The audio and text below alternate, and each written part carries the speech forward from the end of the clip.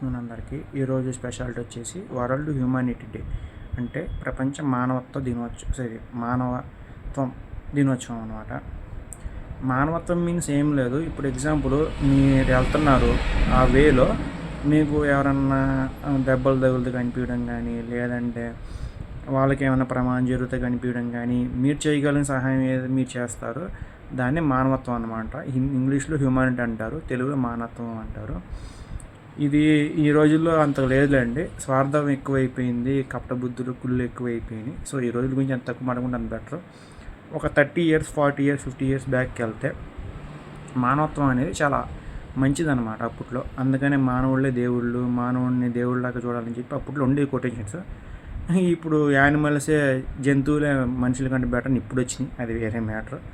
So humanity means nothing but మనం ఎదుటి వాళ్ళకి సహాయం చేయగలిగి, సపోర్ట్ చేయగలిగి మనం చేయడమే హ్యుమానిటీ. మనం ఉండి కూడా చేయగలగలేకపోతే, వాళ్ళకి మనం ఇవ్వలేకపోతే దాన్ని మానవత్వం అనమాట. స్వార్థపరం అండ్ కుళ్ళు, కపటం, ఈర్ష్య, దేశం చాలా వస్తాయి ఇవి. సో హోల్ హ్యూమానిటీస్ డే సందర్భంగా మీరే మానవత్వం చాట ఖచ్చితంగా కామెంట్ సెక్షన్ చెప్పండి.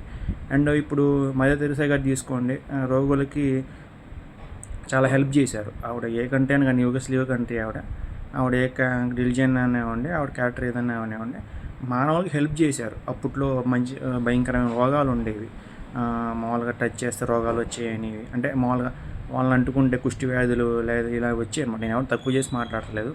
కుష్టి వ్యాధులు కావచ్చు, ప్లేగివ్ కావచ్చు, చికెన్ గున్యా కావచ్చు, మామూలుగా ఇలా చాలా రోగాలు ఉండేవి అనమాట. అప్పుడు మనుషుల్ని కుష్టి వ్యాధి ఇలాంటివి వస్తే పట్టించుకునే వాళ్ళు కాదు, వాళ్ళకు కూడా ఇది అంటుతుంది అని ఒక అపోహ ఉండేది. సో అలాంటి వాళ్ళని చేరదీసి మరీ ఆదరించింది మదర్ తెరెసా గారు అనమాట. అందుకని వరల్డ్ హ్యూమానిటీ డే ఆవిడని కూడా ఎగ్జాంపుల్ తీసుకోవచ్చు. ఇలా చాలామంది ఉన్నారు. సో మీ ఫేవరెట్ హ్యూమానియర్ ఎవరో ఖచ్చితంగా కామెంట్ సెక్షన్ చెప్పండి. నా ఫేవరెట్ అయితే మదర్ తెరెసా గారు. Thank you so much.